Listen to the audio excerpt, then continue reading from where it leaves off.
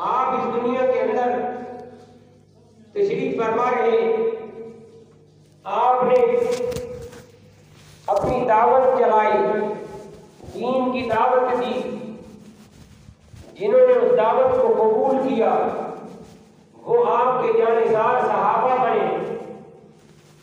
رسول پاک صلی اللہ علیہ وسلم نے سب سے پہلے جب آپ پر وحی آئی، آپ غار حرا میں تشریف فرما کے، غار حرا کے اندر حضرت جبریل علیہ السلام آئے، رسول پاک صلی اللہ علیہ وسلم کو وحی دے کر گئے، اللہ کا کلام عطا فرمایا، اقرأ بسم ربک الذی خلق خلق الانسان من علق اقرأ وربک الاکرم الذی علم بالقلم علم الانسان ما لم یعلم۔ یہ 5 آیات قرآن پاک کی سب سے پہلے غار حرا کے اندر نازل ہوئی۔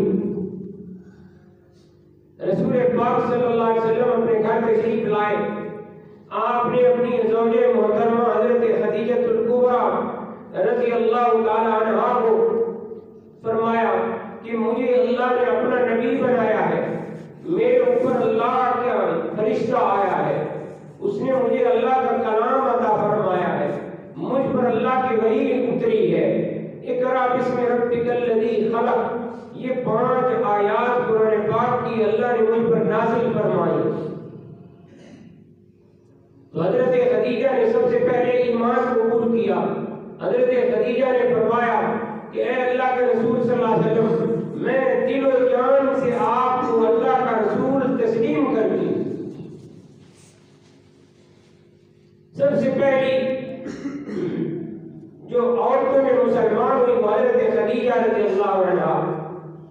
مردوں کے اندر 2 آدمی ہیں، سب سے پہلے حضرت صدیق اکبر رضی اللہ عنہ اور حضرت علی رضی اللہ عنہ۔ حضرت علی اور مرتضیٰ رضی اللہ تعالیٰ عنہ رسول پاک صلی اللہ علیہ وسلم کے گھر میں ہی تشریف فرما تھے اور وہ حضور پاک صلی اللہ علیہ وسلم کے زیر کفالت تھے۔ تو حضرت علی رضی اللہ تعالیٰ عنہ اور حضرت ابو بکر صدیق رضی اللہ عنہ یہ دونوں مردوں میں سب سے پہلے مسلمان ہوئے، اور عورتوں میں سب سے پہلے حضرت خدیجہ رضی اللہ عنہا مسلمان ہوئی۔ اب یہ دعوت لوگوں میں چلتی چلی گئی، پھیلتی چلی گئی، اور جب 80 و 30 یہ لفظ آتے ہیں، 80 و 30 38 آدمی جب مسلمان ہو گئے، حضرت عائشہ رضی اللہ عنہا فرماتی ہیں کہ جب 38 آدمی مسلمان ہو گئے تو رسول پاک صلی اللہ علیہ وسلم سے حضرت ابو بکر رضی اللہ عنہ نے اجازت چاہیے کہ آپ اجازت دیں کہ میں اللہ کے اس دین کی دعوت کعبہ شریف میں کھڑے ہو کر دینا چاہتا ہوں، میں اللہ کے دین کی دعوت کعبہ شریف میں کھڑے ہو کر دینا چاہتا ہوں۔ حضرت صدیق اکبر رضی اللہ عنہ نے یہ بات فرمائی۔ حضور نے فرمایا نہیں، ہماری تعداد ابھی کم ہے، تو ابھی ایسا نہ کرو۔ 38 مسلمان ہوئے تھے، 38 آدمی۔ حضرت ابو بکر رضی اللہ عنہ نے پھر اصرار کیا کہ اللہ کے رسول صلی اللہ علیہ وسلم، میں یہ چاہتا ہوں کہ اللہ کے اس دین کی یہ دعوت جو آپ ہمیں سکھا رہے ہیں قرآن پاک ہے، اور یہ جو ہے میں کعبے کے اندر جا کر سنانا چاہتا ہوں۔ اس زمانے میں کعبہ شریف مرکز کا مقام، تو میں وہاں جا کر یہ سنانا چاہتا ہوں۔ حضرت ابو بکر رضی اللہ عنہ نے اعلان کر دیا کہ بھی بڑی ضروری بات کرنی ہے، سارے لوگ کعبے میں اکٹھے ہو جاؤ۔ قبیلوں کے لوگ وہاں اکٹھے ہو گئے، کعبہ شریف کی صحن میں قبیلوں کے سارے قبیلوں کے لوگ آ گئے۔ حضرت ابو بکر رضی اللہ عنہ نے رسول پاک صلی اللہ علیہ وسلم کے نبی ہونے کا اعلان فرمایا کہ لوگوں اعلان میں کرتا ہوں کہ یہ محمد صلی اللہ علیہ وسلم یہ اللہ کے نبی ہیں، اللہ کے رسول ہیں، جیسے پہلے انبیاء انبیاء کو اللہ نے دنیا میں بھیجا، ہمارے لیے، ہماری اصلاح کے لیے، ہماری ہدایت کے لیے اللہ نے حضرت محمد صلی اللہ علیہ وسلم کو نبی بنا کر بھیجا، اور آپ نے لا الہ الا اللہ کی جب ضرب لگائی کہ یہ بت اور یہ سارے کے سارے جو ہم اپنے ہاتھوں سے تراش کر ان کو بیٹھے ہوئے ہیں، یہ خدا نہیں ہے، ان میں کوئی طاقت نہیں ہے، یہ کارساز نہیں، مشکل کشا نہیں، حاجت روا نہیں، حاجت روا مشکل کشا ایک اللہ۔ رسول پاک بھی وہاں تشریف فرما تھے، سارے مسلمان تھے، تو مشرکین کے قبائل کے چند شریر نوجوانوں نے حضرت ابو بکر رضی اللہ عنہ کو پکڑ کر مارنا شروع کر دیا۔ تقریر کے دوران مارا، خوب مارا، اتنا مارا۔ ایک عتبہ بن ربیعہ ایک آدمی تھا، اس نے حضرت ابو بکر صدیق رضی اللہ عنہ کو نیچے گرا کر آپ کے چہرے پر پتھر سے مارا۔ بخاری شریف کی روایت ہے کہ حضرت ابو بکر صدیق رضی اللہ عنہ کا یہ ناک پھس گیا، ناک کی ہڈی ٹوٹ گئی، منہ چہرہ لہو لہان ہو گیا، یہ چپٹا ہو گیا بالکل۔ اتنا مارا، خون ان کا خون، بلکہ ایسا لگ رہا تھا کہ یہ سب مسموم ہو گئے، بے ہوش ہو گئے۔ مارتے مارتے وہ لوگ انہوں نے چھوڑا نہیں، انہوں نے کہا کہ تمہیں جرأت کیسے ہوئی ہے کہ ہمارے سامنے ہمارے بتوں کے بارے میں تم بات کرو۔ اسلام کے لیے یہ پہلی دعوت تھی جو حضرت ابو بکر صدیق رضی اللہ عنہ نے اعلان کی، یہ پہلی دعوت تھی، پہلا خطاب تھا۔ رسول پاک صلی اللہ علیہ وسلم کی اس دین کو لے کر پہلی تقریر حضرت ابو بکر نے یہ فرمائی اور اس کا انجام یہ تھا۔ جب کافی زیادہ انہوں نے مار دیا تو حضرت ابو بکر صدیق رضی اللہ عنہ کا قبیلہ تھا بنو تیم۔ بنو تیم کے لوگوں کو پتہ چلا، وہ سارے دوڑتے ہوئے آگے کہ ہمارے آدمی کے ساتھ وہاں بڑی زیادتی ہوئی ہے۔ انہوں نے خیر آیا، آ کر انہوں نے ان کو چھڑوا کر ان کو کپڑے میں ڈال کر، کپڑے کے اندر ایسے اٹھا کر، ان کی حالت اتنی خراب تھی کہ ایسے اٹھائے بھی نہیں جا رہے تھے، کپڑے میں ڈال کر گھر پہنچایا۔ واپس آئے، کعبے کے اندر کھڑے ہو کر انہوں نے پھر للکارا، انہوں نے کہا یاد رکھنا اگر ابو بکر کو اسی بیماری میں انہی زخموں سے اگر وہ فوت ہو گئے تو یاد رکھنا ہم نے ان کا قصاص لینا ہے، بدلہ لینا ہے۔ خیر وہ جنہوں نے مارا تھا عتبہ بن ربیعہ اور اس کے ساتھی، وہ سارے دوڑ گئے وہاں سے، کیونکہ اور لوگ آ گئے۔ رسول پاک صلی اللہ علیہ وسلم بھی دار ارقم میں تشریف لے گئے اور حضرت ابو بکر رضی اللہ تعالیٰ عنہ صبح کے وقت انہوں نے سارا عمل کیا، شام تک، رات تک بے ہوش رہے۔ رات کو کچھ ہوش آیا، ان کی والدہ کا نام تھا ام الخیر، ام الخیر ان کا لقب تھا ان کی والدہ کا۔ تو یہ حضرت ابو بکر صدیق رضی اللہ عنہ کو ہوش آیا، ہوش آنے کے بعد سب سے پہلے جو بات کی ہے نا اپنی والدہ سے، والدہ نے کہا کہ کچھ کھا پی لو، کچھ تمہاری طبیعت درست ہو جائے گی۔ تو سب سے پہلا سوال یہ کیا کہ بھئی حضرت محمد صلی اللہ علیہ وسلم کا کیا حال ہے، مجھے ان کی خبر دو۔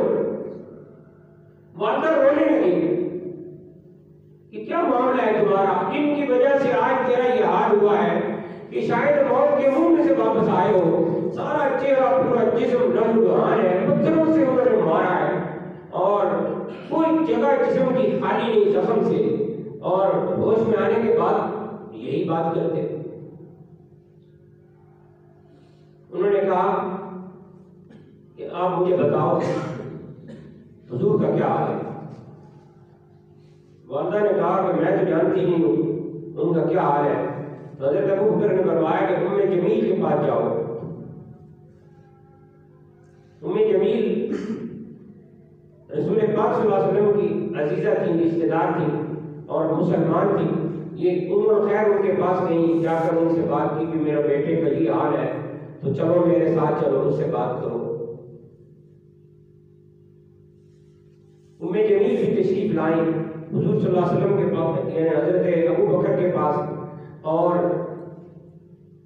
حضرت ابو بکر نے ان سے کوئی اور بات نہیں کی، یہی پوچھا کہ حضور کا کیا حال ہے، حضور کا کیا حال ہے۔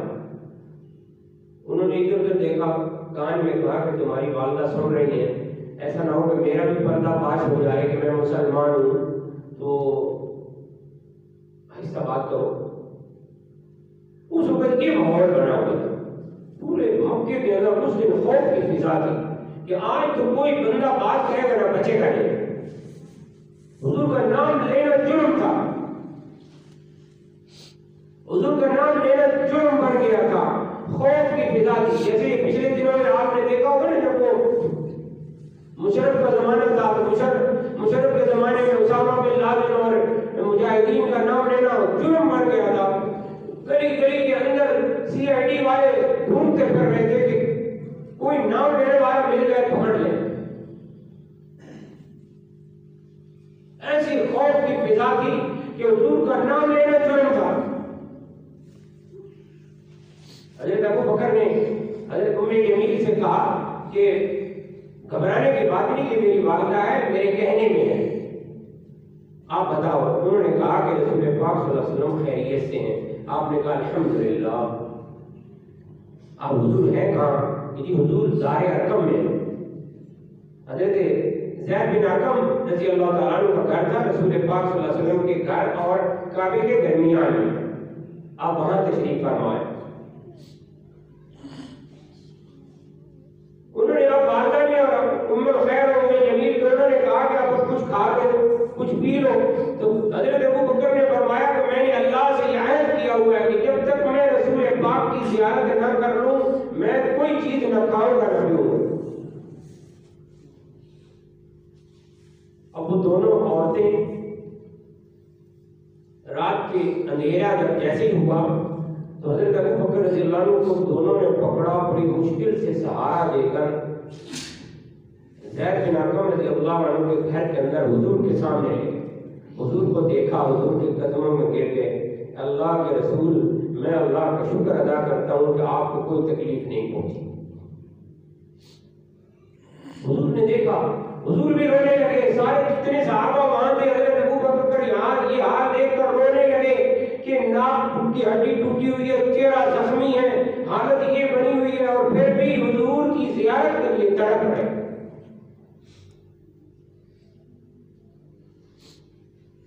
یہ حضرت ابو بکر صدیق رضی اللہ عنہ رسول پاک صلی اللہ علیہ وسلم کے لیے اپنی جان بھی اپنا مال بھی نچھاور کرتے تھے۔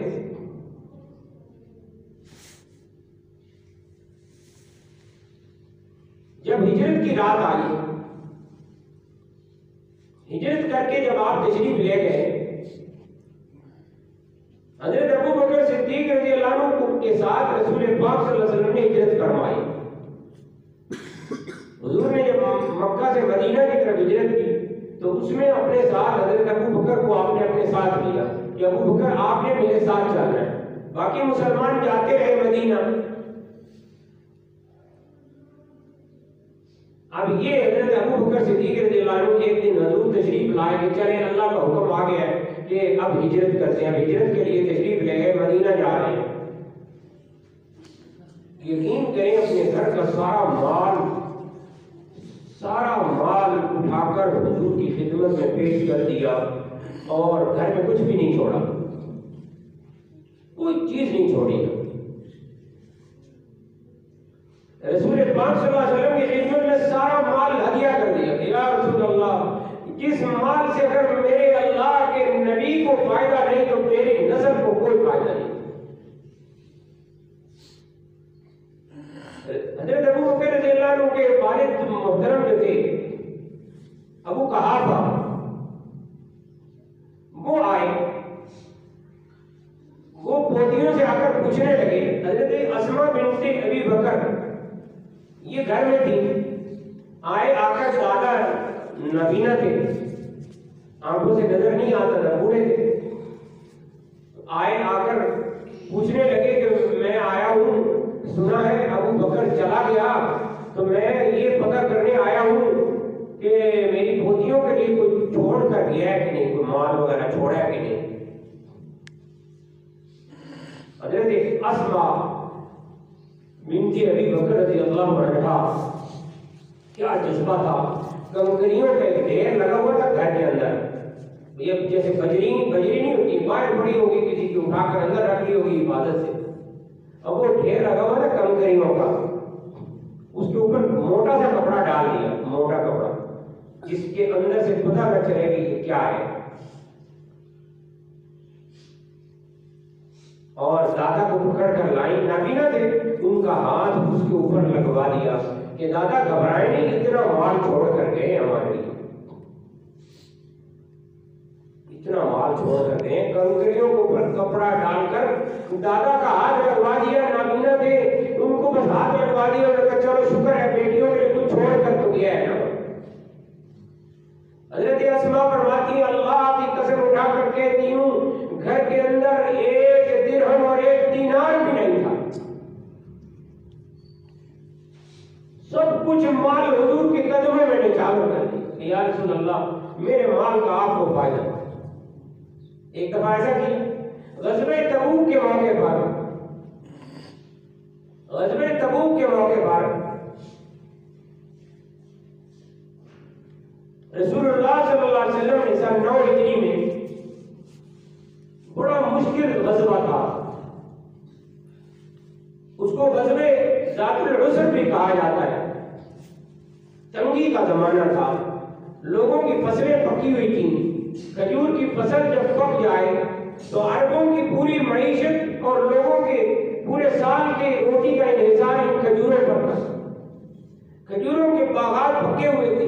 حضرت ابو بکر صدیق رضی اللہ تعالیٰ عنہ جب حضور نے اعلان کیا کہ بھی جہاد میں جانا ہے چندہ لاؤ، حضرت ابو بکر بھی اپنے گھر گئے، حضرت عمر بھی گئے اور صحابہ بھی، حضرت عثمان غنی بھی گئے. حضرت عثمان غنی رضی اللہ عنہ ایک تھیلی بھر کر اشرفیوں کی لائے، ایک تھیلی بھر کر اشرفیوں کی حضور کی خدمت میں پیش کر دی.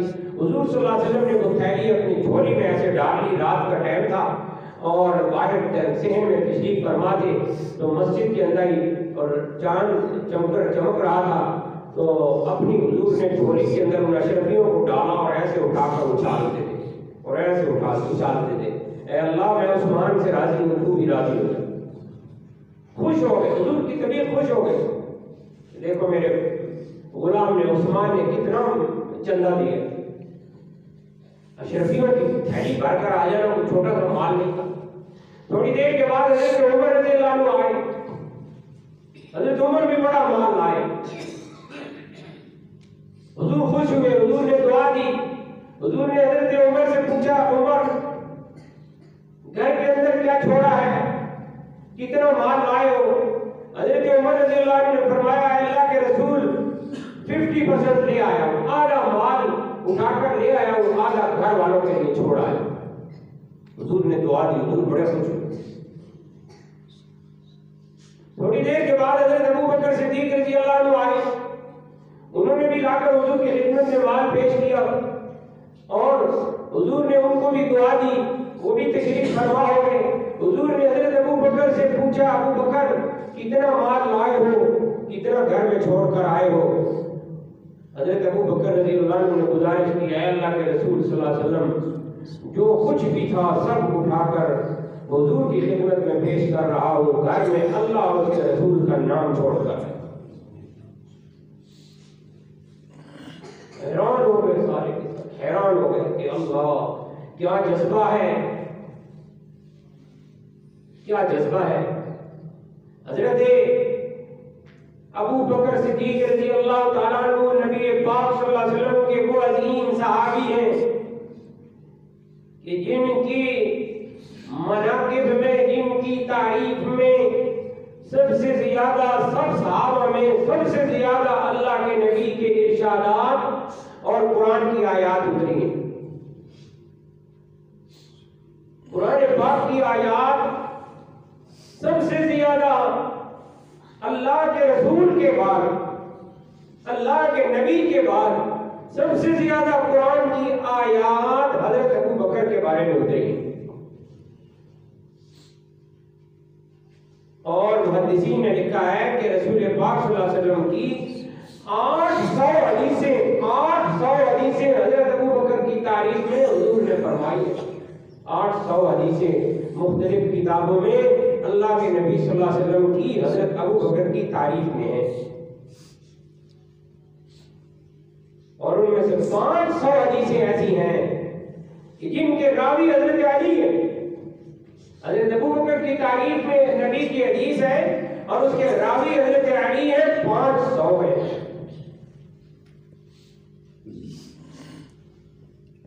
حضرت علی رضی اللہ تعالیٰ عنہ نے فرمایا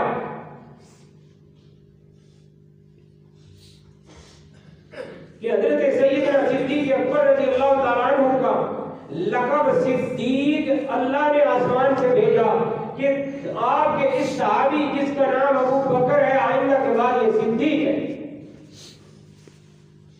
حضور نے فرمایا جب میں معراج سے واپس آیا تو سب نے مجھے جھٹلایا, صدیق نے میری تصدیق کی.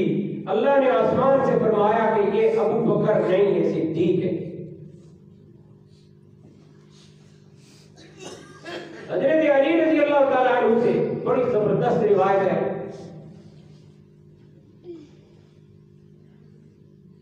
حضرت علی رضی اللہ تعالیٰ عنہ نے سے کسی نے یہ پوچھا, کسی نے نہیں بلکہ محمد بن حنفیہ جو حضرت علی رضی اللہ عنہ کے ایک بیٹے ہیں, حضرت محمد ان کا نام ہے, محمد بن حنفیہ کے نام سے مشہور ہو گئے, ویسے ان کا نام ہے محمد بن علی. حضرت علی رضی اللہ تعالیٰ عنہ کے بیٹے محمد بن حنفیہ بڑا مشہور نام ہے.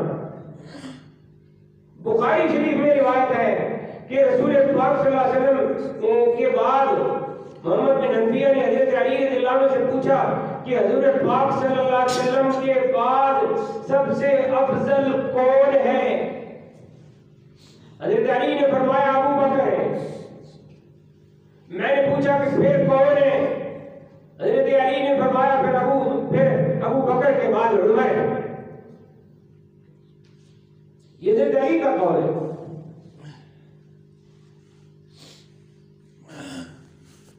اسی طرح ایک روایت اور ہے, بڑی زبردست روایت ہے حضرت علی رضی اللہ تعالیٰ عنہ سے. جب آپ کی خلافت تھی کوفہ میں آپ تشریف فرما تھے, ایک آدمی آیا, اس نے آ کے کہا ما رأیتک مثلک, میں نے آپ جیسا کسی کو نہیں دیکھا.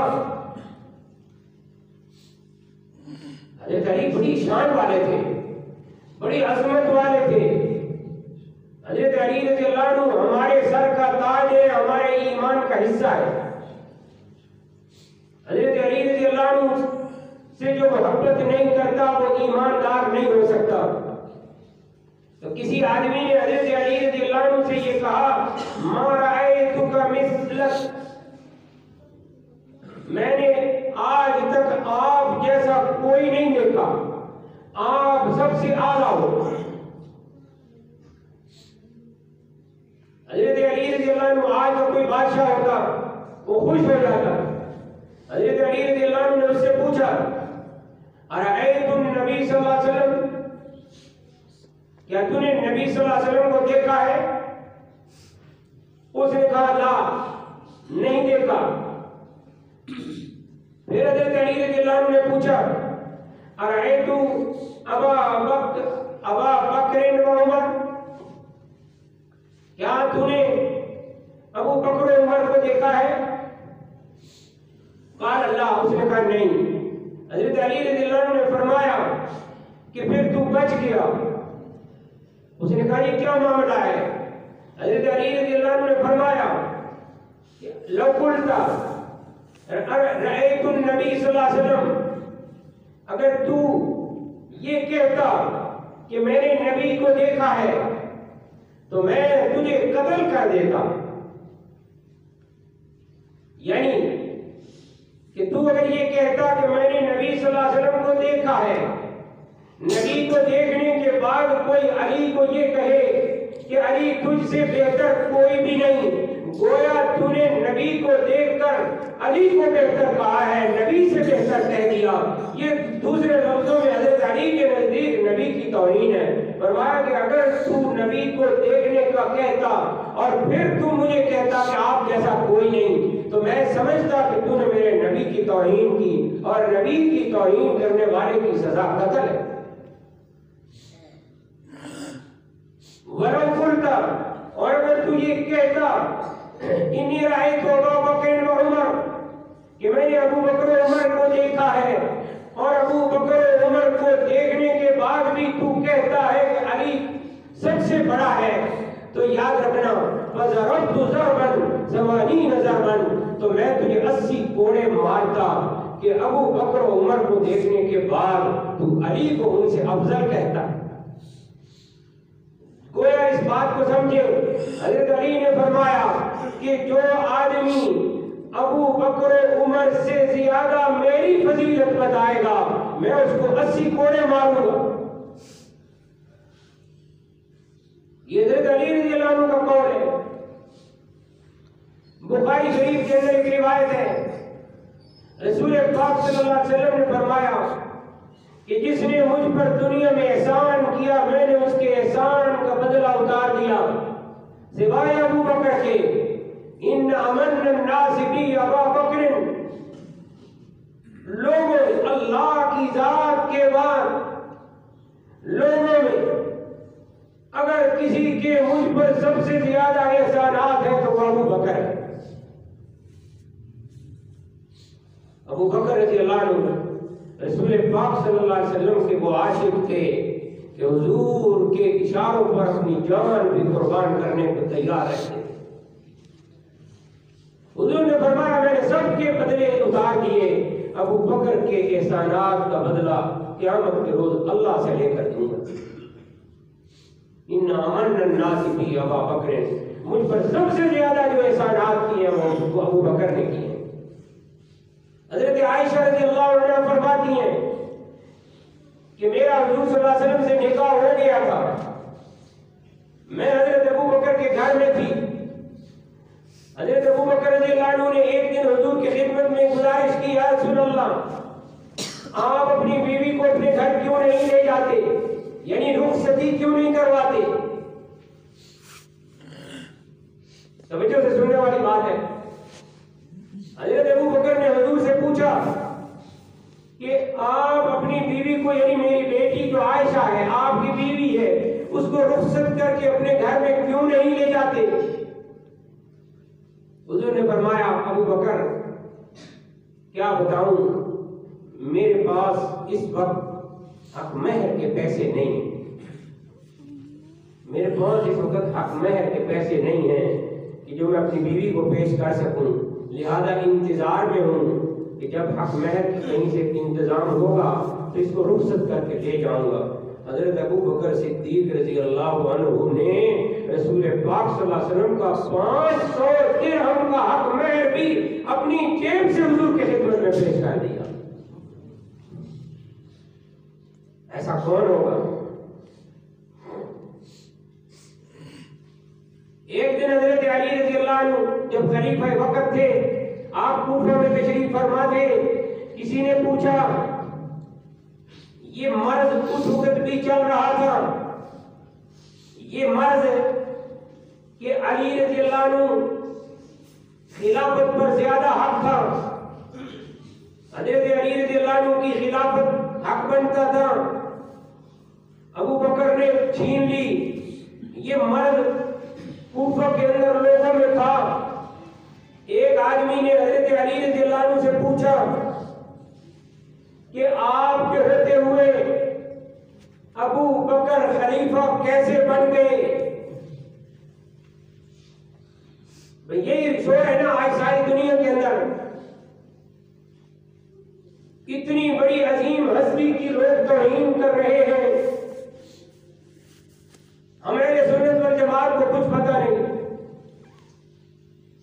اہل سنت والجماعت کے نزدیک رسول پاک صلی اللہ علیہ وسلم کے پاس آپ کی خلافت سب سے پہلے خلیفہ بلا فصل، بلا فصل کا مطلب ہے کہ حضور اور حضرت ابو بکر کے درمیان میں کوئی اور نہیں ہے، وہ حضرت ابو بکر ہے۔ خلیفہ بلا فصل رسول پاک صلی اللہ علیہ وسلم کے حضرت ابو بکر صدیق ہیں۔ علی رضی اللہ تعالیٰ عنہ سے وہاں کوفہ میں ایک آدمی نے پوچھا کہ آپ کے ہوتے ہوئے ابو بکر خلیفہ کیسے بن گئے؟ اس کا خیال یہ تھا کہ حضرت علی فرمائیں گے کہ میرے ساتھ بڑی زیادتی ہوئی اور دیکھو نا میرا حق بنتا تھا، ابو بکر خلافت پر بیٹھ گیا۔ تو حضرت علی نے یہ نہیں فرمایا، حضرت علی نے فرمایا کہ اللہ کے نبی صلی اللہ علیہ وسلم نے ابو بکر کو ہماری نماز کا امام بنایا، ہم نے ابو بکر کو اپنی خلافت کا امام بنایا۔ حضرت علی نے یہ نہیں فرمایا کہ لوگوں نے ان کو خلیفہ بنایا، لوگوں نے اپنی فرمایا اللہ کے نبی نے ابو بکر کو ہماری نماز کا امام بنایا، ہم نے یہ لفظ بولا، ہم نے ابو بکر کو اپنی خلافت کا امام بنایا۔ امام کیسے بنایا؟ رسول پاک صلی اللہ علیہ وسلم جب آخری بیماری کے آخری ایام میں تھے، نماز کا وقت ہو گیا، حضور صلی اللہ علیہ وسلم کو گزارش کی گئی کہ نماز کا وقت ہو گیا ہے، مسجد میں تشریف لے آئے، نماز پڑھائے۔ لوگ انتظار میں بیٹھے، حضور نے فرمایا میرے لیے پانی لاؤ، پانی منگوایا، آپ نے وضو کے لیے پانی منگوایا، بے ہوش ہو گئے، بخار تھا، سر کی طرف چڑھ رہا تھا، شدید طبیعت خراب تھی، تو حضور بے ہوش ہو گئے۔ تھوڑی دیر کے بعد پھر ہوش آیا، پھر یاد دلایا کہ اللہ کے رسول مسجد میں لوگ انتظار میں بیٹھے ہیں، نماز پڑھا دیں۔ حضور نے فرمایا پانی لاؤ، تو گزارش کی کہ پانی تو موجود ہے، آپ وضو فرما لیں۔ حضور نے پھر پانی کے اندر ہاتھ دیا، اس پانی کو اپنے چہرے پر لگایا۔ تھوڑی دیر کے بعد تکلیف اور بڑھ گئی، پھر بے ہوش ہو گئے۔ تیسری دفعہ جب ہوش میں آئے تو حضور نے فرمایا مرو ابا بکر یصلی بالناس، ابو بکر کو کہو کہ لوگوں کو نماز پڑھا دے، ابو بکر کو کہو کہ لوگوں کو نماز پڑھا دے۔ بخاری شریف کی روایت ہے، ابو بکر کو کہو لوگوں کو نماز پڑھا دے۔ حضرت عائشہ رضی اللہ عنہا رسول پاک صلی اللہ علیہ وسلم کے پاس تھی، حضرت علی رضی اللہ عنہ بھی رسول پاک کے پاس تھے، حضرت عباس رضی اللہ عنہ بھی حضور کے پاس تھے۔ یہ تین شخصیات کہاں تھیں؟ حضرت عائشہ تھیں، حضرت عباس تھے، حضرت علی رضی اللہ عنہ وہاں تھے۔ رسول پاک صلی اللہ علیہ وسلم نے جب یہ کہا کہ مرو ابا بکر یصلی بالناس، ابو بکر کو کہو کہ لوگوں کو نماز پڑھا دے، میری طبیعت ٹھیک نہیں، تو حضرت عائشہ رضی اللہ عنہا نے یہ دل میں اپنے خیال کیا کہ حضرت ابو بکر رضی اللہ عنہ رسول پاک کے ساتھ بڑی محبت رکھتے ہیں، جب وہ حضور کی عدم موجودگی میں حضور کے مصلی پر کھڑے ہوں گے تو ان سے برداشت نہیں ہوگا وہ بھی خدا نخواستہ بیمار نہ ہو جائے۔ اس لیے حضرت عائشہ نے اپنے طور پر حضرت ابو بکر کی خیر خواہی میں حضرت عمر کو پیغام بھیج دیا اندر سے کہ حضرت عمر کو کہو کہ نماز پڑھا دے۔ جب حضرت عمر رضی اللہ عنہ کو پتہ چلا کہ حضور نے فرمایا نماز پڑھا دو تو وہ کھڑے ہو گئے، مصلی پر آ گئے، انہوں نے کہا کہ بھئی اقیموا صفوفکم، لوگوں نماز کے لیے صفیں سیدھی کرو۔ حضرت عمر کی آواز بلند تھی، جب انہوں نے یہ کہا حضور کا حجرہ بھی ساتھ ہی متصل تھا، اٹیچ تھا، مسجد کے ساتھ تھا۔ حضرت عمر کی آواز حضور کے کان میں پہنچی، حضور نے فرمایا کہ میں نے تو کہا تھا کہ ابو بکر نماز پڑھائے، یہ عمر کی آواز آ رہی ہے، عمر لوگوں کو کہہ رہے ہیں اقیموا صفوفکم۔ حضور نے پوچھا میں نے کہا تھا ابو بکر کو کہو نماز پڑھائے، یہ عمر مصلی پر کیسے آ گیا؟ حضرت عائشہ نے بات بتا دی کہ جی میں نے اس لیے حضرت عمر کے لیے پیغام بھیج دیا ہے کہ حضرت ابو بکر آپ کی عدم موجودگی میں مصلی پر کھڑے نہیں ہو سکیں گے، رقیق القلب ہے، آپ کے ساتھ قلبی تعلق زیادہ ہے، خدا نہ خواستہ وہ بھی بیمار نہ ہو جائے۔ حضور نے فرمایا نہیں نہیں، یہ آج صرف نماز پڑھانے کا مسئلہ نہیں، میں لوگوں کو پیغام دینا چاہتا ہوں، ابو بکر کو کہو نماز پڑھائے۔ حضرت عمر عمر کو پیچھے ہٹا کر ابو بکر کو دوبارہ حکم دیا گیا کہ عمر نہیں، حضور نے فرمایا ابو بکر مرو ابا بکر یصلی بالناس۔ ہمارے سنت پر جماعت میں ہر آدمی کو یہ لفظ یاد ہونے چاہیے، مرو ابا۔ حضور نے اپنی زندگی میں اپنے مرض الوفات میں آخری اس میں حضور نے ابو بکر کو فرمایا ہے، ابو بکر کو کہے لوگوں کو نماز پڑھائے۔ اب خیر حضرت ابو بکر کو پیغام دیا گیا کہ رسول پاک کا حکم آپ سے لیے، آپ خاص طور پر نماز پڑھائیں۔ اب مصلی پر حضور کے مصلی پر حضرت ابو بکر کھڑے ہو گئے، نماز شروع ہو گئی۔ رسول پاک صلی اللہ علیہ وسلم اپنے حجرے مبارک سے دائیں ہاتھ حضرت عباس پر رکھا، بائیں ہاتھ حضرت علی رضی اللہ عنہ پر رکھا، دونوں کے سہارے پر چلتے ہوئے حضور مسجد میں تشریف لائے۔ جب صحابہ کو پتہ چلا کہ حضور آ گئے تو سارے صحابہ نماز میں حضور کی زیارت کے لیے حضور کو دیکھنے لگے۔ حضور نے فرمایا نماز جاری رکھو۔ اب حضور پاک صلی اللہ علیہ وسلم مصلی کے قریب سے تشریف لائے، حضور دائیں طرف بیٹھ گئے، یہ مصلی ہے، دائیں طرف حضور تشریف فرما گے، نیچے بیٹھ گئے، بائیں طرف حضرت ابو بکر کھڑے ہیں۔ حضور پاک صلی اللہ علیہ وسلم امامت فرما رہے ہیں۔ حضور سب سے پہلے اللہ اکبر کہتے ہیں آہستہ آواز میں، آواز نکل نہیں رہی تھی، تو پھر ابو بکر اونچی آواز میں اللہ اکبر کہتے ہیں۔ سارے لوگ ابو بکر کی بھی یعنی امامت میں نماز پڑھ رہے ہیں اور ابو بکر حضور کی امامت میں نماز پڑھ رہے ہیں۔ یہ واحد نماز ہے جس کے اندر دو امام مصلی پر بیٹھے ہیں۔ حضور نے بیٹھ کر امامت فرمائی، ساتھ میں حضرت ابو بکر نے کھڑے ہو کر امامت فرمائی۔ یہ اشارہ دیا حضرت علی نے کوفہ میں اس آدمی کو جس نے پوچھا آپ کے ہوتے ہوئے خلیفہ ابو بکر کیسے بن گئے؟ حضرت علی نے فرمایا کہ اللہ کے نبی نے ابو بکر کو ہمارے مصلی کا نماز کا امام بنایا، ہم نے ابو بکر کو اپنی خلافت کا امام بنایا۔ یوں 13 ہجری کے اندر رسول پاک صلی اللہ علیہ وسلم کے دنیا سے جانے کے بعد تقریباً 2.5 سال کے بعد حضرت ابو بکر رضی اللہ عنہ کی وفات ہوئی۔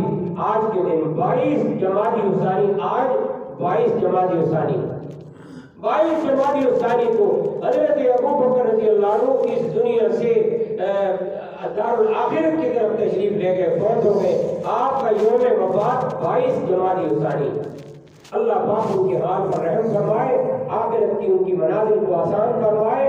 اللہ ان کا تذکرہ کرنے کی وجہ سے ہمیں بھی آخرت میں سعادت اور دارین میں جزا نصیب فرمائے۔ وآخر دعوانا الحمدللہ۔